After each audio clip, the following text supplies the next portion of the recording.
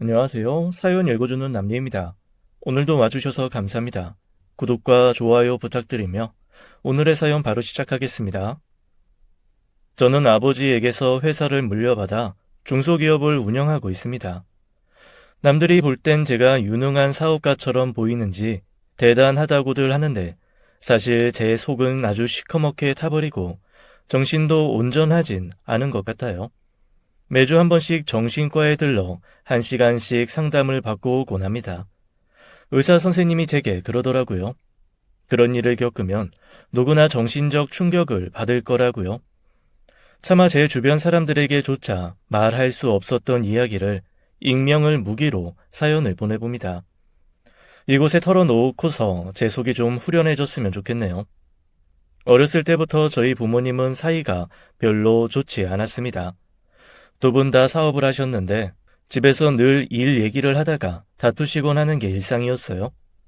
그래도 남들 앞에서는 행복한 부부인 척하며 지내셨죠. 요즘 말로는 쇼윈도 부부라고 하죠. 저희 부모님이 바로 그런 쇼윈도 부부였어요. 어머니와 아버지는 바쁘다는 핑계로 집에 들어오지 않는 날들도 있었는데 그럴 때면 동생이 늘 제 방으로 찾아왔습니다. 그럼 저는 동생과 놀아주곤 했어요. 저희 집은 3층 구조의 주택이었는데 2층과 3층 사이에 다락방이 있었어요. 그곳은 짐을 보관하는 천장이 낮은 공간이었는데 우리는 그 공간에서 노는 것을 아주 좋아했습니다. 우리만의 비밀 장소인 것이었죠. 너 타임캡슐이 뭔지 알아?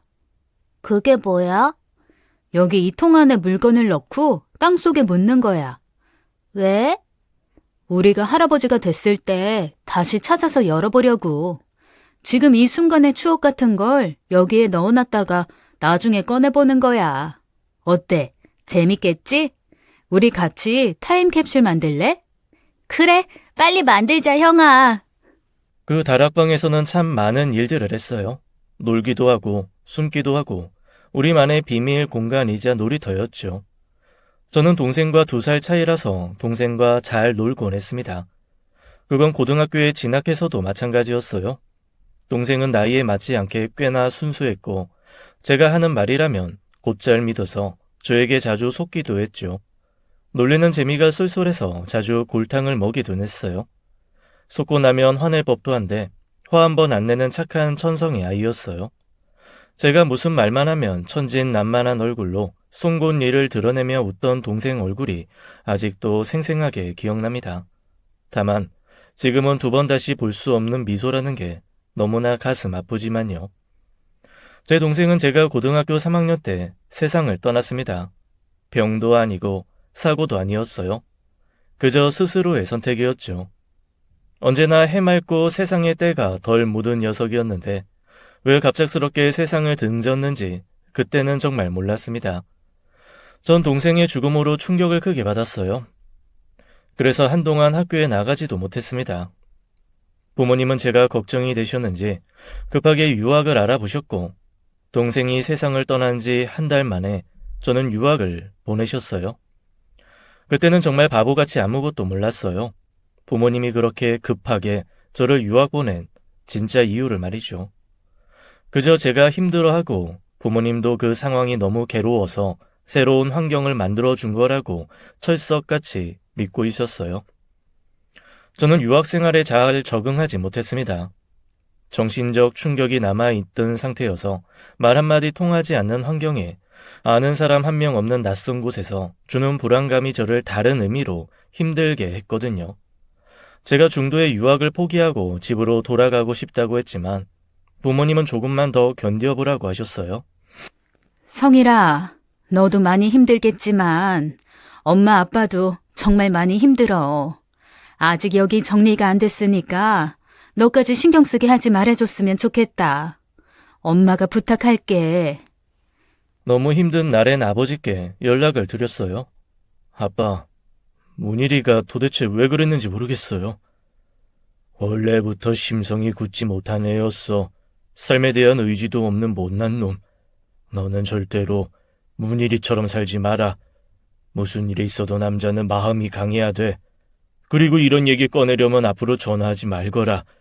나는 이제 더는 문일이 얘기로 아픈 기억 떠올리고 싶지 않구나. 부모님은 제가 전화하는 걸 싫어하셨습니다. 제가 전화를 할 때마다 동생 이야기를 꺼내서 그러셨겠죠. 하지만 저도 정말 힘들어서 그랬어요.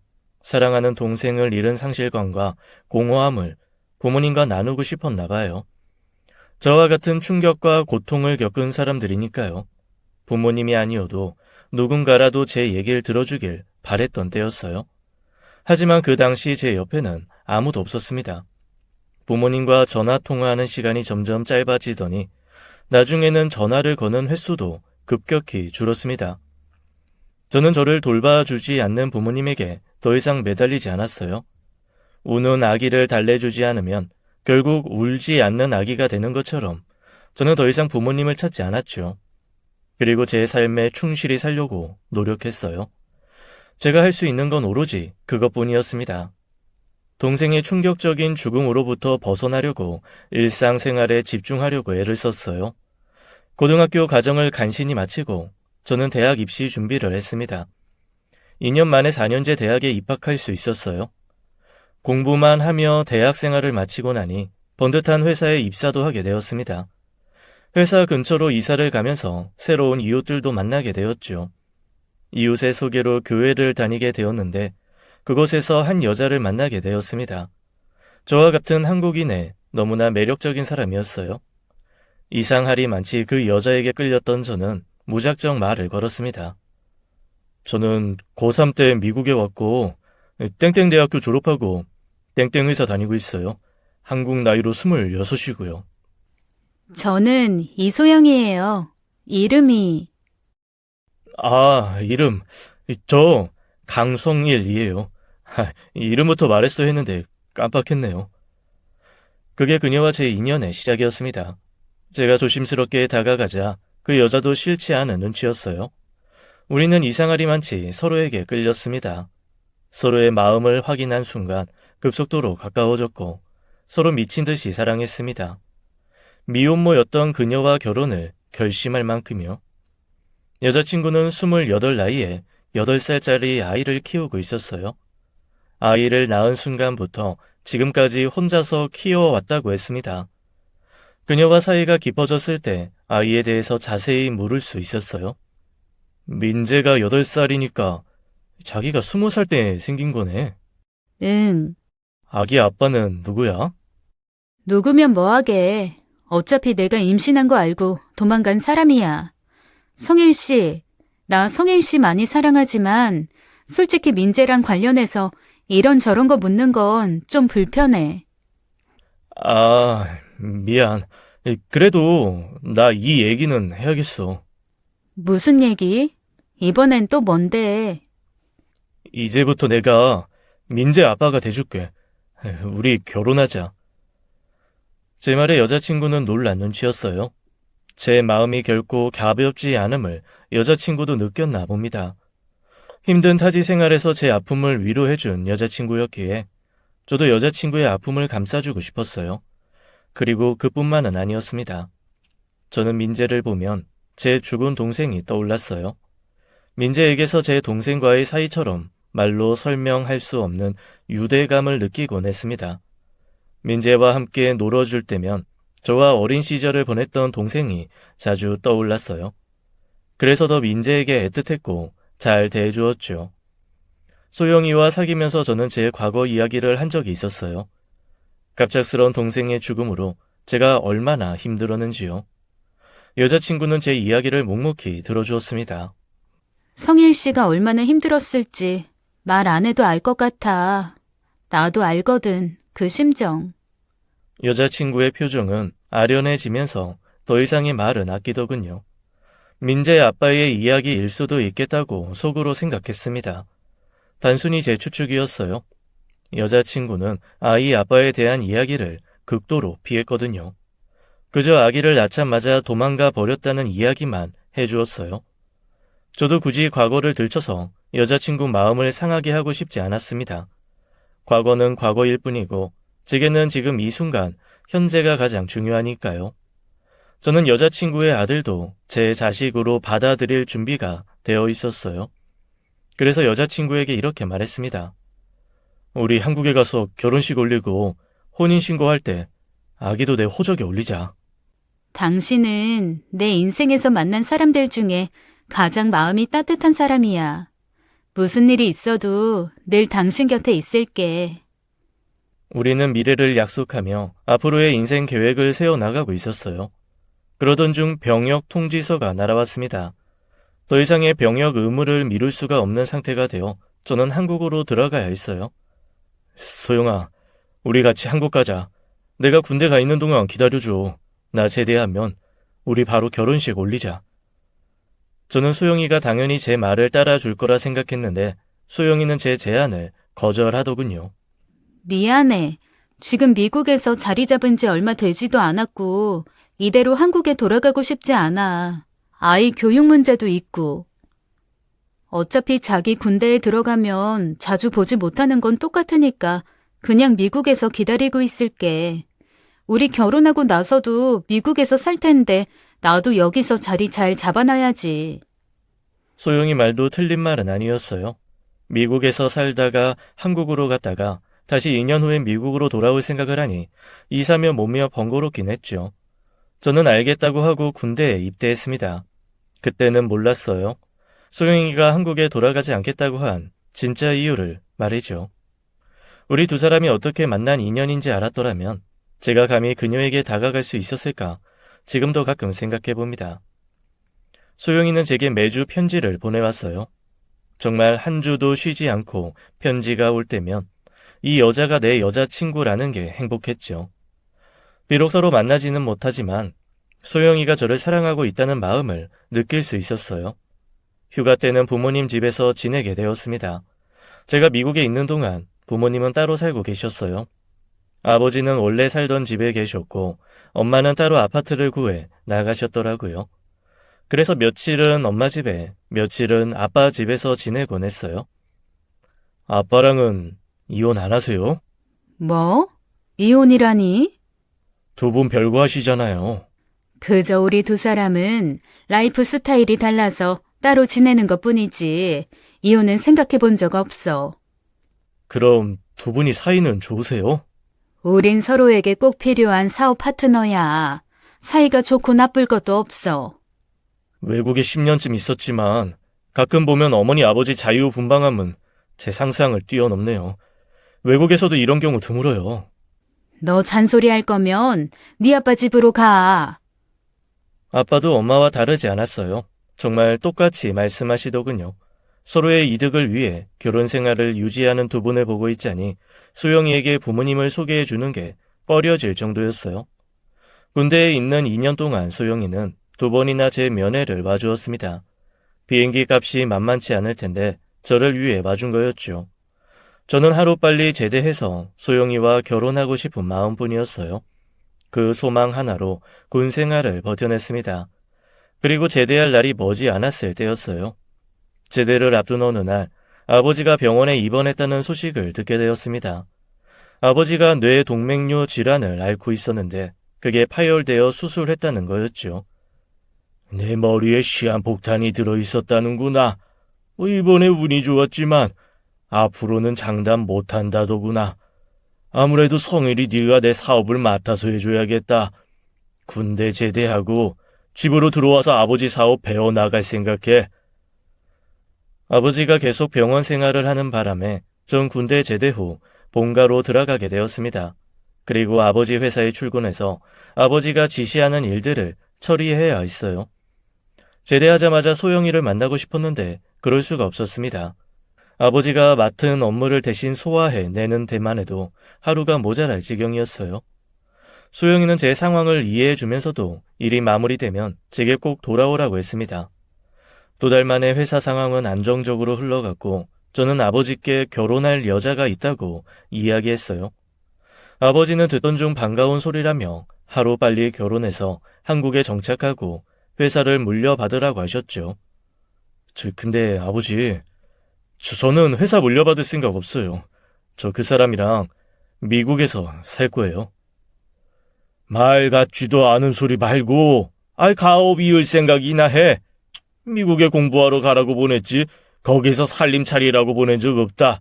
문일이가 있었더라면 흔쾌히 회사에 배우러 와줬을 텐데, 아이, 네 동생 그럴 수 없잖냐. 네 동생 못 가지. 이 성일이 네가 회사 일 좀 맡아다오. 아버지는 제 약점을 정확히 알고 계셨어요. 바로 제 동생이었죠. 어릴 적부터 동생은 사업하는 아버지를 따라 자주 회사에 가곤 했습니다. 그리고 자기는 나중에 아버지 회사를 물려받겠다고 종종 말하곤 했어요. 사실 제가 경영학을 선택한 것도 동생 문일이가 배우고 싶었던 전공이었기 때문이었어요. 경영학을 배우면 동생에 대한 그리움을 채울 수 있을 것 같았거든요. 아무튼 저는 아버지의 반대에 부딪혀 소영이를 한국으로 데려오기 위해 설득했습니다. 한참을 고민하던 여자친구는 알겠다며 한 달 후에 한국에 들어오겠다고 했죠. 미국에서 자리 잡고 살고 싶어 하던 여자친구였는데 오로지 저 하나를 위해 내린 큰 결단이었어요. 저는 그런 소영이에게 고마울 뿐이었죠. 저는 아버지 뜻에 따르는 대신 아버지께 약속 하나를 받았습니다. 저 아버지, 제가 만나는 여자가 어떤 사람이든지 결혼 꼭 허락해 주세요. 저도 아버지 부탁 들어드렸으니까 이번엔 아버지 차례예요. 아버지는 걱정 말라며 회사 일이나 열심히 하라고 했어요. 소영이가 한국으로 올 준비를 하는 동안 저는 회사 대표가 되었습니다.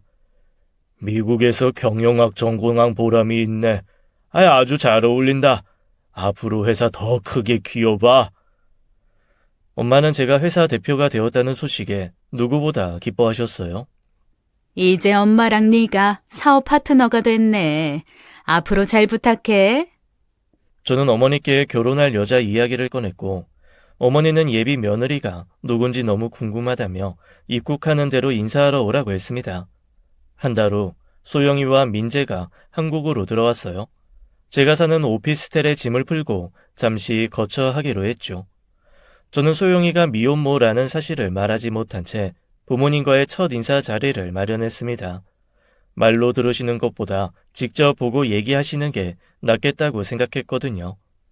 예약한 식당으로 소영이와 민재를 데리고 들어갔습니다. 부모님이 먼저 와 계시더군요. 저와 아내 될 사람이 들어오자 두 분 다 엄청나게 놀라시더라고요. 첫 인사 자리에 11살이나 된 아이를 데려왔으니 놀라시는 것도 당연했습니다. 어머니의 반응은 단순히 놀란 정도가 아니라 거의 기겁을 하시더군요. 그런데 소영이의 반응도 이상했어요. 저희 부모님을 보더니 크게 당황하는 눈치더라고요. 아니 이게 무슨 아가씨가 우리 아들 여자친구였어요. 이거 어쩌다 이런 일이? 저도 많이 당황스럽네요. 서로 아는 사이세요? 어떻게요? 어떻게는 중요하지 않아. 아가씨도 알겠지만 아가씨랑 우리 집안이랑 엮일 수 있는 사람들은 아닌 것 같네요. 여기서 그만 정리해요. 아버지가 그렇게 말씀하시는 동안 엄마는 단 한마디도 하지 않으셨습니다. 그저 민재만 무섭게 노려보시며 떨고 계셨어요. 엄마, 민재 당황스럽게 왜 그렇게 보세요? 그만, 아이 데리고 가줘요. 아버지, 저 이 여자랑 결혼할 거예요. 어떤 사람이어도 상관없다면서요. 이거 약속이랑 다르잖아요. 안 돼, 성일아. 너희 둘은 절대로 안 된다. 그리고 그 애는 여보! 아버지가 엄마의 입을 막기라도 하려는 것처럼 큰 소리를 냈습니다. 도대체 이게 무슨 상황인지 이해가 가지 않았어요. 제가 올 곳이 아니었네요. 그만 실례하겠습니다. 그 말을 끝으로 여자친구는 민재의 손을 잡고 그 자리를 박차고 나갔습니다. 저는 대체 이게 무슨 상황인지 감도 오질 않더군요. 민재가 뒤를 돌아보며 저와 눈이 마주쳤는데 가슴 한 구석이 찌릿하더군요. 저는 여자친구를 쫓아 나가려는데 어머니가 갑자기 그 자리에 털썩 주저앉으셨고 웅크린 채 몸을 부들부들 떨고 계셨어요. 엄마, 괜찮으세요? 저와 아빠는 엄마를 부축해서 자리에 앉혔습니다. 엄마는 손을 덜덜 떨며 물 한 잔을 드셨어요. 도대체 왜 엄마가 이토록 당황하시는지 알 수 없었죠. 아버지, 엄마 좀 부탁할게요. 저는 그녀를 찾으러 나가려고 했어요. 그런데 아버지가 저를 말리시더군요. 성일아, 그 여자 쫓아가려고? 가지 마라. 이제 너희 둘 사이 여기서 끝내. 저는 아버지의 만류에도 소영이를 찾아 밖으로 나왔습니다. 하지만 이미 어디로 갔는지 사라지고 없었어요. 제가 오랫동안 너무나 사랑해온 사람인데 눈앞에서 사라져버리자 불안감이 밀려왔습니다. 이대로 헤어지면 영영 보지 못할 것 같았어요. 저는 다시 식당으로 들어가 부모님께 따져 묻듯이 물었습니다. 도대체 소영이랑 무슨 악연이시길래 이렇게까지 말리시는데요? 납득할 수 있게 얘기해 주세요. 일단 네 엄마부터 집으로 데려다주고 그 다음 얘기하자. 저와 아버지는 여전히 불안해하는 엄마를 모시고 집으로 돌아왔습니다. 엄마는 자꾸 춥다며 덜덜 떠셨고 아버지가 이불을 꺼내와 엄마를 돌돌 말아 소파에 앉히셨어요. 불안해하는 엄마 앞에서 자꾸 소영이에 대해 캐무는 게 찜찜했지만 그래도 제 궁금증을 해결해야 했습니다. 이제 말씀해 주세요. 대체 소영이는 어떻게 아는 사이세요? 도대체 뭐 때문에 우리 사이는 안 된다고 하시는 건데요? 그리고 엄마는 왜 민재를 그렇게 노려보셨어요? 민재가 누군데요? 당장 그만 만나. 미국에서 우연히 만났을 리가 없어. 그 여자가 너한테 일부러 접근한 게 분명해. 일부러 접근해서 나한테, 우리한테. 엄마는 극도로 흥분해서 말씀하시다가 갑자기 머리를 움켜잡으셨어요. 그리고는 극심한 두통을 호소하시며 쓰러지셨습니다. 엄마는 결국 응급실에 실려가셨고 뇌졸중 진단을 받으셨어요. 엄마는 수술을 받아야 하는 상태셨어요. 엄마의 수술이 진행되는 동안 아버지와 대기실에 앉아 이야기를 나누게 되었습니다. 그 아가씨 이름이 소영이라고 했냐? 소영이한테 언니가 있었어. 나영이라고. 우리 회사 직원이었지. 일을 곧잘해서 내 옆에 두고 이런저런 일을 시켰었는데 어느 날 그 여자가 우리 집에 찾아온 거야. 네 엄마는 그 여자를 보고 화가 많이 났다. 왜냐하면 그 여자가 만삭이었거든. 아버지, 그 여자랑 바람 피우셨어요? 그건 중요하지 않아.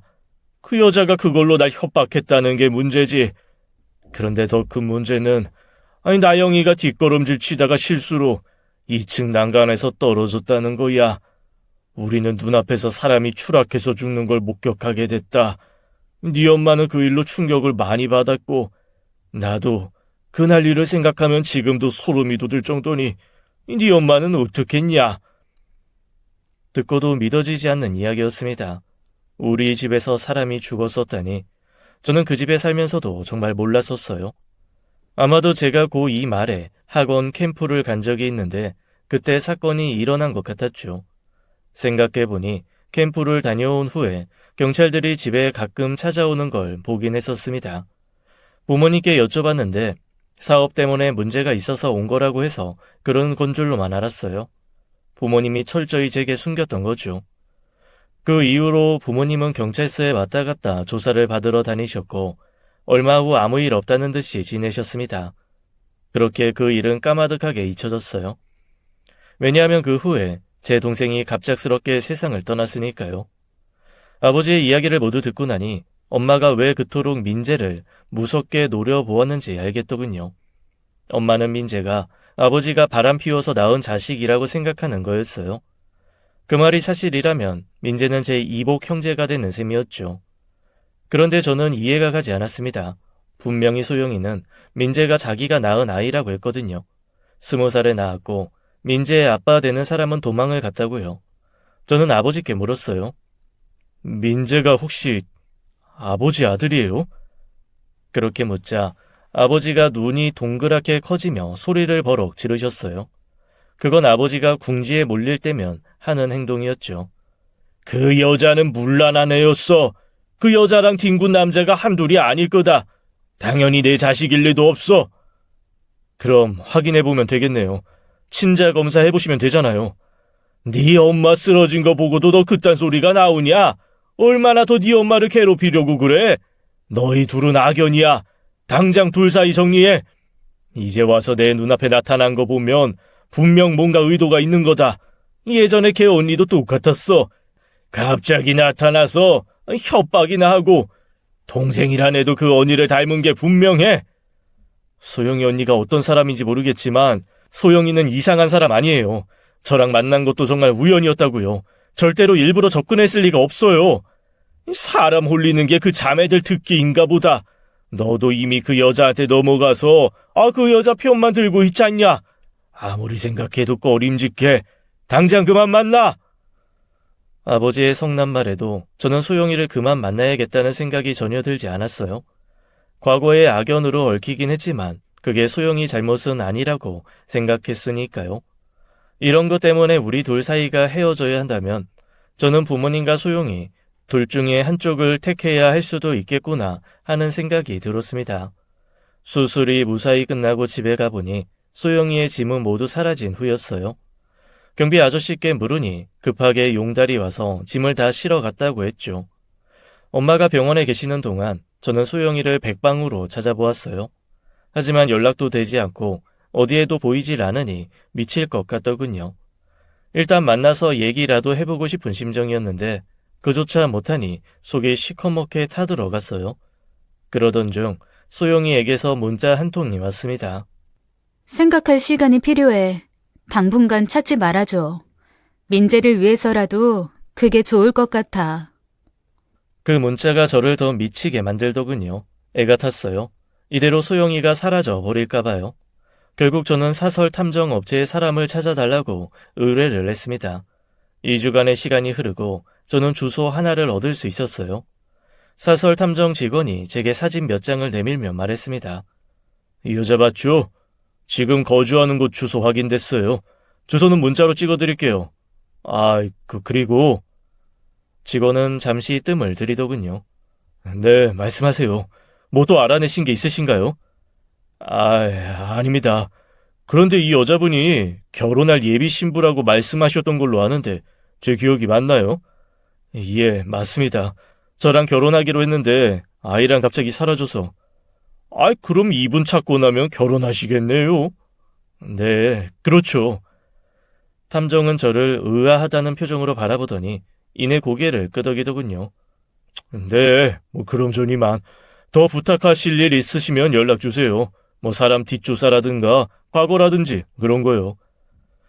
탐정은 무언가 석연치 않은 기분을 제게 남겨주고 떠났습니다. 곧 제 핸드폰으로 주소 하나가 찍혔어요.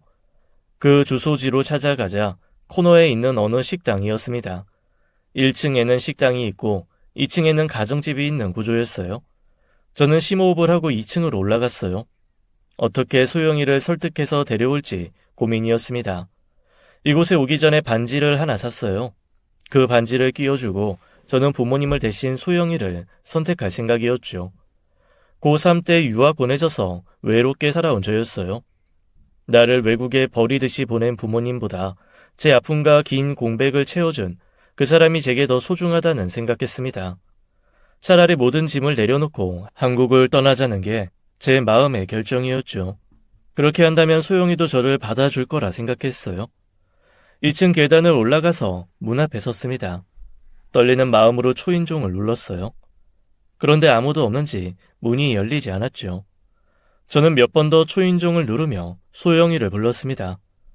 소영아 잠깐만 문 좀 열어봐. 나야. 소영이 누나, 나 성일이라고. 소영이는 저보다 3살이 많았습니다. 사귀기 전에는 누나라 불렀었는데 사귀고 나면서는 이름만 부르는 사이가 되었죠.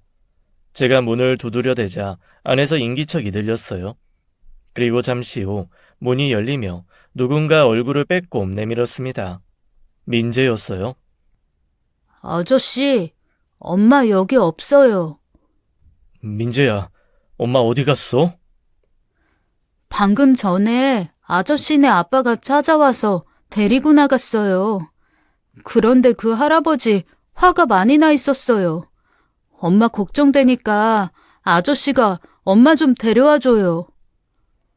그래, 걱정 마. 내가 엄마 데려올게. 엄마 저쪽으로 갔어요. 민재는 저를 1층으로 데려가더니 오른쪽 방향을 가리켰습니다. 저는 민재가 알려준 방향으로 걸어가며 소영이를 찾았어요. 그리고 그곳 골목길의 한 카페를 보게 되었죠. 카페라기보단 옛날식 다방 같은 곳이었어요. 조용히 문을 열고 들어가자 소영이와 아버지가 보였습니다. 이른 시간이라 그런지 손님은 두 사람뿐이더군요. 아무도 없어서인지 아버지의 목소리가 더 크게 들려왔어요. 아버지는 소영이에게 다그치고 있었어요. 소영이는 얼어붙은 채 아버지의 화를 모두 받아내고 있었죠. 도대체 한국에는 왜 들어온 거야? 내가 그때 돈까지 쥐어줬잖아. 미국에서 평생 살라고 이 집까지 해줬는데 이제 와서 이러는 이유가 뭐야? 우리 앞에 왜 나타났냐고? 전 정말 몰랐어요. 성일 씨가 회장님 아들인 줄. 거짓말하지 마. 다 알고 접근한 거 모를 줄 알아. 너 때문에 내 둘째 아들이 죽었어. 네? 그게 무슨... 저는 제 귀를 의심했습니다. 둘의 대화에 제 동생 이야기가 왜 나오는지 알 수 없었죠. 제 동생이 죽은 이유가 소영이 때문이라는 말이 도저히 이해가 가지 않았어요. 저는 갑자기 온몸이 떨려왔습니다. 이들 사이에는 분명히 제가 모르는 무언가가 있었어요. 우리 둘째 아들, 심성이 약한 애였소. 제 아빠가 바람 피웠다는 사실조차 믿기 어려웠을 텐데 이 집에서 사람이 죽는 걸 봤으니 오죽했겠어.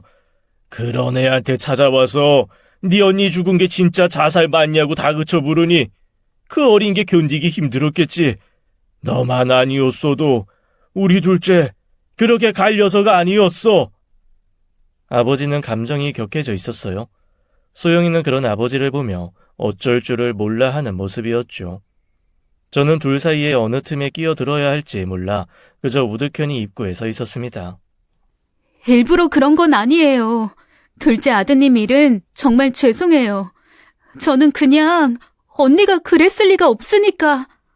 그럼 뭐 우리가 어떻게 하기라도 했다는 거야?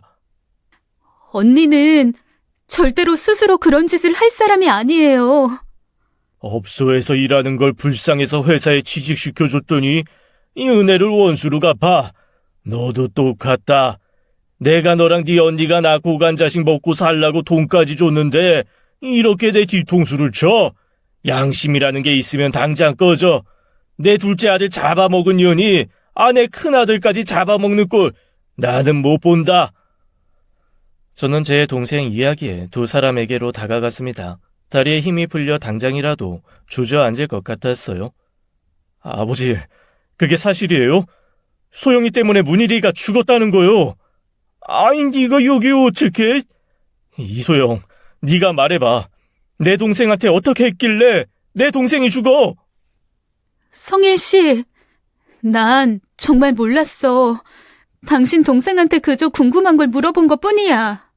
소영이가 당황해하자 갑자기 누군가 끼어들더군요. 다방 마담이었어요. 회장님, 거 듣자 하니까 아무것도 모르는 애한테 너무 몰아붙이는 거 아니에요? 막말로 나영이가 회장님 자식 임신해서 찾아갔다가 죽었는데 누가 봐도 이상하잖아요. 나영이가 죽으려고 찾아간 것도 아니고 회장님하고 공식적인 사이로 인정받겠다고 찾아간 건데 그런 애가 갑자기 죽었으니 누가 의심을 안 하겠냐고요. 아이, 정마당 그 입 다물어. 내가 자식은 없지만 내가 업소에서 키우던 애들이라 정이 가서 그래요. 막말로 회장님 둘째 아들 죽은 거랑 소영이가 무슨 상관이에요? 혹시 알아요? 봐서는 안 될 걸 봐서 그걸 숨기다가 죄책감에 죽었는지 누가 아냐고요. 그 말에 아버지가 흥분하셔서 갑자기 정마담의 멱살을 움켜잡았습니다. 경찰서에서도 이미 조사 끝난 일이야. 이 결백하니까 아무 일도 없이 끝났겠지. 정마담, 이 함부로 놀리다가는 허위사실 유포죄로 고소할 줄 알아. 아버지는 정마담을 밀치듯이 멱살을 놓았고 정마담은 캑캑거리며 숨을 몰아 쉬었습니다. 그만하세요. 제가 떠날게요. 그 말을 하는데 가슴이 무너져 내렸습니다. 아버지는 그 말에 재빨리 소영이에게 통장 하나를 건넸어요. 나영이 일 놔도 유감이다. 이거 가지고 가서 아이랑 잘 살아. 그리고 내 아들 더 이상 흔들지 말아라. 아버지, 뭐 하시는 거예요? 그 통장은 또 뭐고요? 소영아, 너 왜 그래? 우리 따로 얘기 좀 하자. 소영이는 대꾸도 없이 통장을 들고 나가더군요. 저는 그녀를 따라가 팔을 붙잡았어요. 잠깐 얘기 좀 하자고요. 그리고 궁금했던 동생 이야기를 더 묻게 되었습니다. 나는 언니가 갑작스럽게 그 집에서 죽었다는 소식을 받았어. 그리고 찾아갔지. 근데 당신 동생이 내 눈도 못 마주치는 거야. 뭐가 무서운지 내 눈을 한참을 피하더니 어느 날 나한테 그러더라. 미안하다고. 그래서 그때부터 뭔가 이상하다고 생각했어. 그래서 그 동생한테 물어보려고 찾아갔던 것 뿐이야. 여자친구의 이야기는 이랬습니다. 저기, 그날 무슨 일이 있던 거예요? 혹시 우리 언니 봤어요? 정말 우리 언니가 스스로 난간에서 떨어졌어요? 난 몰라요. 아무것도 몰라요. 아무것도 못 봤어요. 죄송합니다. 동생은 어딘가 매우 불안해 보였다고 했습니다. 무슨 큰 비밀을 숨기는 것처럼요. 수영이는 여러 번 동생을 찾아가 그날 일을 자세히 캐물었는데 그때마다 동생은 미안하다고 했다네요. 그리고 얼마 후 동생이 죽은 거였어요. 그것도 집안 난간에서 떨어져서요. 성일 씨, 우린 아닌 것 같아. 헤어지는 게 맞는 것 같아. 우리 여기서 그만 만나. 그렇게 여자친구는 이별을 고하고 떠났습니다. 저는 그 후로 여러 날 방황했어요. 아버지가 맡긴 회사 일도 제대로 못했고 어떤 일에도 집중할 수가 없었습니다. 아무도 절 위로해 줄 사람도 없었고 어디에 의지하고 이야기를 할 수 있는 사람도 없었어요. 괴로움 속에서 방황하던 중 저는 본가에 있는 다락방에 가게 되었습니다. 그런 충격적인 사고를 2번이나 겪은 집이었는데도 아버지가 이 집을 처분하지 않는다는 게 소름이 끼쳤어요. 도대체 아빠의 머릿속은 뭘로 만들어졌길래 이렇게 덤덤하게 살 수 있는 건지 의문이었죠. 저는 2층 난간 위에 섰습니다. 그리고 아래를 내려다보았어요.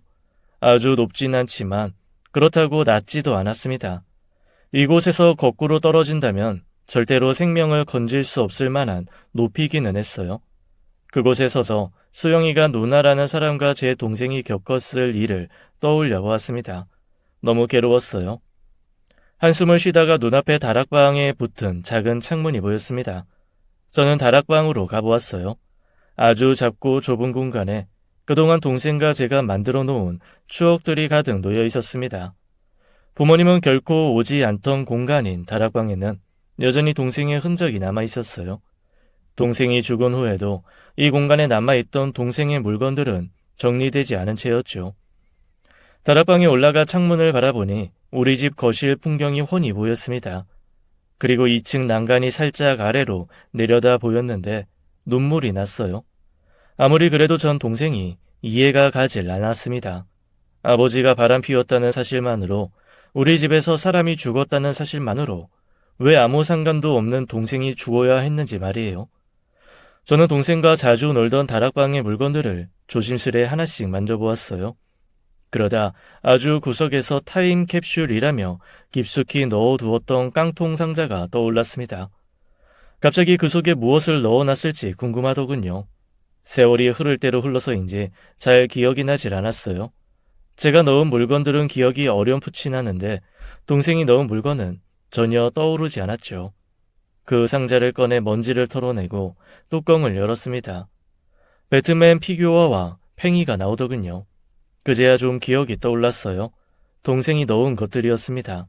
그리고 그곳에서 본 적 없던 물건이 하나 나왔어요. 바로 일기장이었습니다. 동생이 일기를 쓰고 있었는지는 몰랐어요.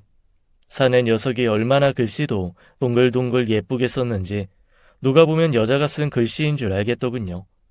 그 안에는 이런저런 일상 이야기가 담겨 있었습니다.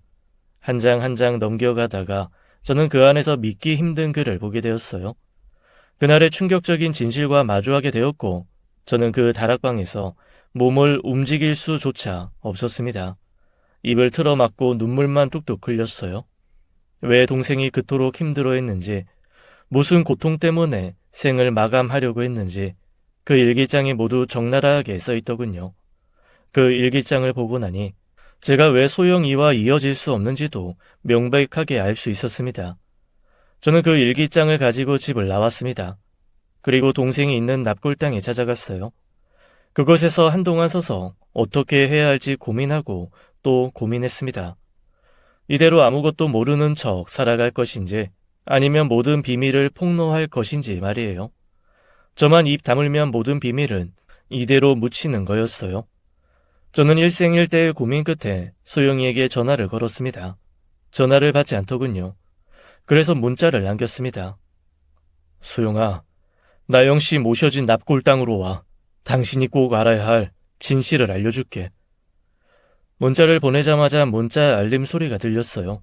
하지만 소영이의 답장은 아니더군요. 그 문자 속에는 누군가가 제게 또 다른 비밀을 속삭이듯 알려오고 있었어요. 저는 조용히 문자를 지웠습니다. 소영이에게서는 계속해서 답장이 오질 않았어요. 이미 아버지가 통장에 넣어둔 수억의 돈을 들고 나갈 준비를 하는지도 몰랐습니다. 소영이는 그동안 제게 언니가 있다는 말을 꺼낸 적도 없었고 민재의 아빠에 대해 언급한 적도 없는 사람이었어요. 오로지 앞날만 바라보며 사는 사람이었습니다. 저는 먼저 나영씨의 납골당에 도착해 소영이를 기다렸어요. 만약 이대로 소영이가 나타나지 않는다면, 저와 모든 연락을 끊어버린다면 우리 집에 얽힌 충격 비밀은 이대로 묻히는 거였습니다. 시계는 6시 10분쯤 남겨두고 쉴 새 없이 움직이고 있었어요. 저는 조용히 일어나 정문을 향해 걸었습니다. 그리고 그곳에 서 있는 소영이를 마주쳤어요. 왜 민재를 네 아이라고 속인 거야? 이런 얘기 할 거면 나 그만 가볼게. 제발 소영아, 말해줘. 네가 다 말해줘야 나도 다 말할 수 있을 것 같아서 그래. 소영이는 조금 고민하다가 진실을 이야기 시작했습니다. 난 사람을 믿지 못했어. 검은 속내는 숨기고 예쁘장한 얼굴 하나 때문에 다가오는 남자들도 싫었고. 더군다나 민재를 낳은 건 언니였을지 몰라도 키운 건 나야. 그러니까 내가 당연히 엄마지. 어느 날 소영이에게 다가왔던 한 남자가 민재를 보고는 애가 있었냐고 놀라서 도망갔다더군요. 하긴 젊은 20대 아가씨가 커다란 아이를 키우고 있으니 놀란 거였겠죠. 그때 느꼈대요. 누굴 만나던 민재를 당당히 보여주기로요. 민재를 받아주겠다고 말한 사람은 성일 씨뿐이었어. 아마도 핏줄이 땡긴 거였겠지. 민재는 당신 동생이니까. 저는 아니라고 말하고 싶었어요. 소영이를 사랑하니까 민재도 받아주려던 마음이었다고요. 하지만 민재에게 끌리던 특유의 유대감이 떠올라 아무 말도 할 수가 없었어요. 모든 진실을 알게 되니 소영이가 왜 한국에 오기 싫어했는지도 알겠더군요. 아픈 과거의 기억이 들춰질까봐 그게 무서웠던 겁니다. 그런데 민재가 우리 아버지 아들이라고 어떻게 확신해? 이런 말 내 입으로 하기 그렇지만 소영이 너랑 네 언니는 그러니까 업소에서. 업소녀였다고? 내 뒷조사까지 했나 보네? 소영이가 실망스럽다는 눈길로 저를 한번 노려보더군요. 우리 같은 사람들은 순정도 없는 줄 알아? 우리 언니가 당신 아버지를 사랑한 건 진심이었어. 내가 당신을 사랑했던 것처럼. 가슴이 너무나 아팠습니다. 사실은 아버지가 소영이에게 큰 돈을 주었을 때 이미 알았어요. 10원짜리 한 장도 함부로 쓰지 않는 아버지였습니다. 아버지는 알지도 못하는 남의 자식 키우라고 수억을 내놓을 사람이 아니었죠. 아버지도 알고 계셨던 거예요. 민재가 자기 아들이라는 사실을요. 하지만 엄마와의 비즈니스를 위해 그동안 자기 아들이 아니라고 우겨오신 거였을 겁니다. 소영이가 업소녀라는 걸 알게 된 건 정마담에 스쳐 지나가는 말도 있었지만 한 통의 문자 때문이었어요. 탐정사무소 직원이 제게 문자를 보냈더군요. 원래 이런 거 돈 받고 알려줘야 하는데 젊은 청년이 내 아들 같아서 말해주는 거예요. 꽃뱀한테 물리는 거 아니까 염려돼서요. 그 여자 20살 때부터 업소에 다니던 여자였대요. 결혼할 땐 하더라도 알고서 결혼하시라고요. 아무것도 모를 때 제가 그 직원의 문자를 받았더라면 아마 엄청 충격을 받았을 거예요. 하지만 전 그보다 더 충격적인 진실을 제 손에 쥐고 있었습니다. 저는 소영이에게 일기장을 건넸습니다. 이게 제가 해야 할 마지막 도리라고 생각했어요. 이게 뭐야? 내 동생 문일이 일기장. 이건 왜 가져온 거야? 내 동생한테 매일 찾아가서 물었다며. 그날 나영씨가 정말 스스로 떨어진 게 맞냐고. 내 동생이 하고 싶었던 말이 거기 쓰여 있어. 그날의 진짜 진실에 대해서. 뭐? 여기에 우리 언니 얘기가 있는 거야? 소영이는 다급하게 그 일기장을 들춰보며 나영 씨의 이야기를 찾아보고 있었어요. 정말 미안해. 내가 할 수 있는 건 여기까지야. 나머지는 소영이 네 손에 달렸어. 그 일기장이 쓰임이 다하면 나한테 돌려줘. 그게 무슨 말이야? 내 손에 달렸다니. 읽어보면 알게 될 거야. 다시 한번 말하지만 정말 미안해. 그렇게 말하고 저는 그 자리를 벗어났습니다. 정문을 빠져나가는 순간 소영이의 절규하는 소리가 들려왔어요.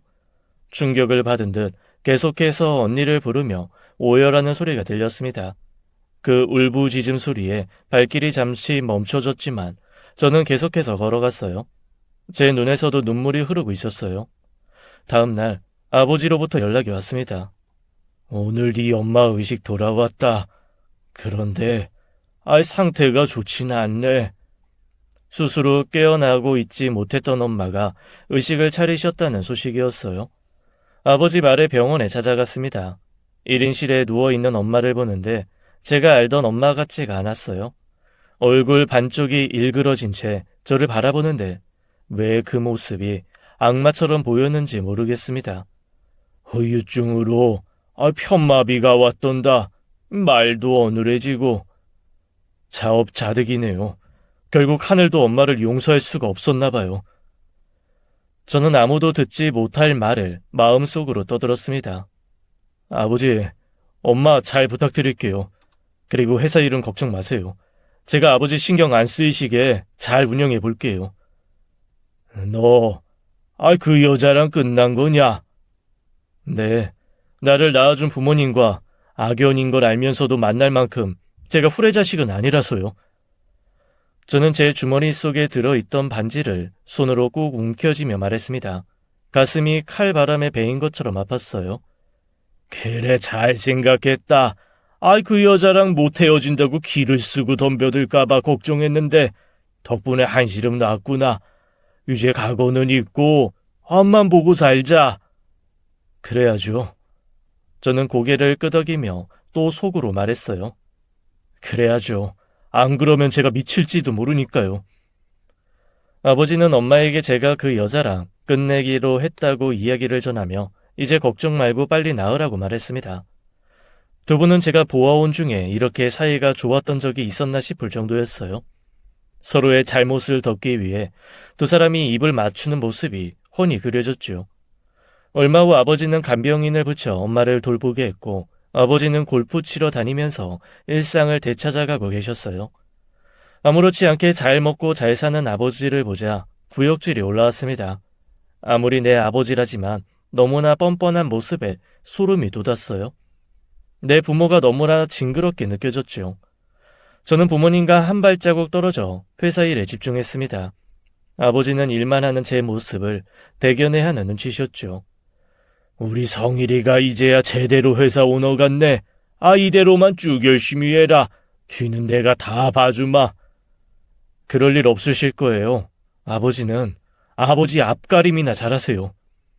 아버지는 제 말에 표정이 일그러지셨어요. 그게 무슨 말버릇이냐며 저를 나무라셨고 회사 일 좀 시켜놨더니 건방지어졌다고 화를 내셨습니다. 넌 내 말 한마디면 그 자리에서 내려오는 거 한순간이야. 그러니까 경고망동하지 말고 겸손하게 굴어. 앞으로 겸손해줘야 할 건 아버지일걸요? 이 녀석이 자꾸 왜 이렇게 틱틱거려? 그 여자랑 헤어지게 했다고 나한테 분풀이라도 하는 거냐? 고작 여자 하나 때문에 제가 이러는 걸로 보이세요? 그럼 대체 왜 이래? 그건 아버지가 더 잘 아시겠죠. 그나저나 생각보다 좀 늦네요. 뭐가? 우리나라 경찰이요. 그 순간 화장실 문이 열리면서 사람들이 들어왔습니다. 형사들은 아버지에게 미란다 원칙을 읊어주며 아버지를 양쪽에서 붙잡았습니다. 이게 무슨 짓들이야? 당신들 누구야? 살인자 잡으러 온 사람들이겠죠.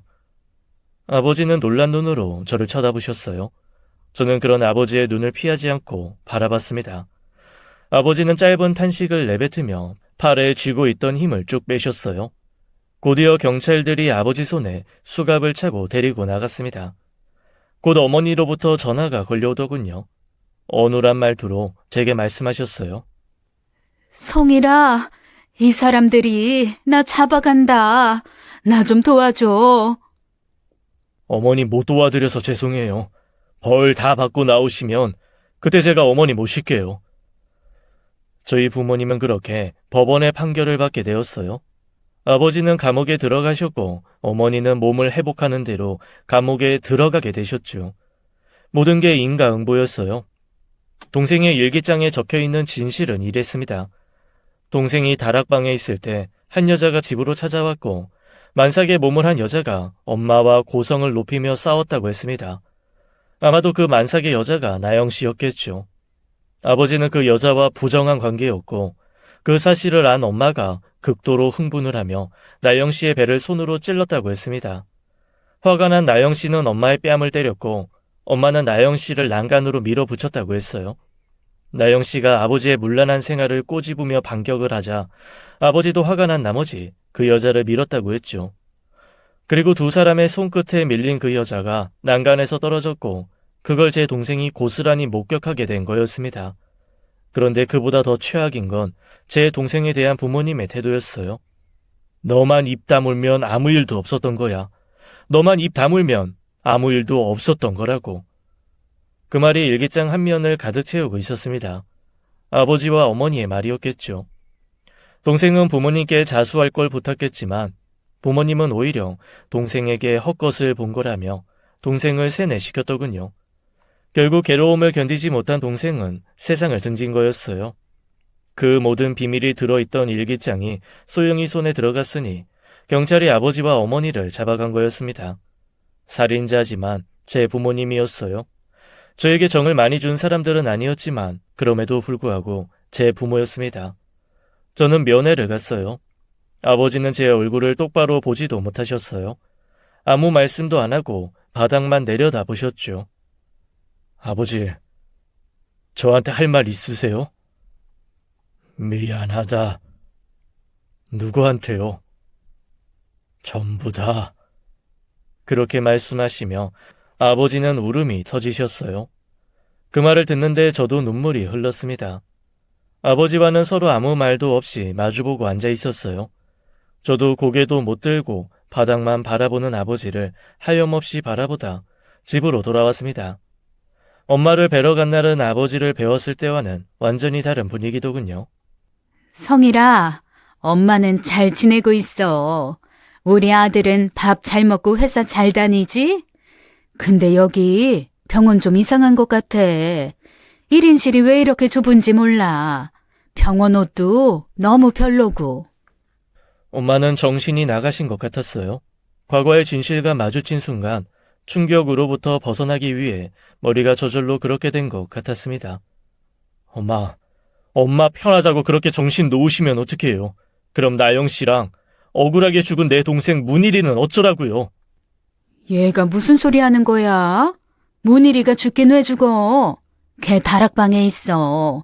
걔는 툭하면 거기 들어가서 뭘 하는지 밥 먹으러 나오라고 해도 밥도 안 먹고 거기서 잠까지 잔다니까. 네가 온 김에 문일이 좀 그만 나오라고 말 좀 해줘라. 엄마는 정말 아무것도 모른다는 듯이 해맑게 웃고 있었습니다. 어쩌면 이게 엄마에게 내려진 벌일지도 모르겠더군요. 엄마가 잃은 건 정신뿐만이 아니었어요. 엄마는 회사 대표에서 끌어내려져 한순간에 모든 걸 잃게 되셨습니다. 시간이 지나고 어느 날 한 통의 문자가 왔습니다. 일기장은 못 돌려줄 것 같아. 검찰에 넘겨져서 받을 수가 없대. 그리고 그동안 미안하고 고마웠어. 앞으로 살 날이 더 힘들겠지만 당신만은 잘 지냈으면 좋겠어. 내 진심이야. 제 주변에 남은 건 아무것도 없습니다. 사람도, 추억의 물건도요. 저는 다락방을 정리하며 동생의 물건들을 모두 태웠어요. 마지막까지 동생이 남겨준 일기장을 생각하면 그게 동생이 죽기 전에 마지막으로 하고 싶었던 말인 것 같습니다. 추악한 진실을 덮어온 자신의 죄책감을 누군가 덜어주길 바라는 심정으로 남긴 게 아닌가 싶네요. 그게 타임캡슐 상자에 담긴 걸 보면 제가 발견해 주길 바랬는지도요. 저는 여전히 아무렇지 않은 척하며 하루하루를 살고 있습니다. 하지만 눈에 보이지 않는 제 마음은 이미 시커멓게 변할 대로 변해 있어요. 매일매일 몇 개의 알약과 정신과 상담으로 인생을 버텨내고 있네요. 지금까지 사연 읽어주는 남녀였습니다. 끝까지 함께 해주신 여러분 감사드리며 저희는 다음 사연으로 돌아올게요. 감사합니다.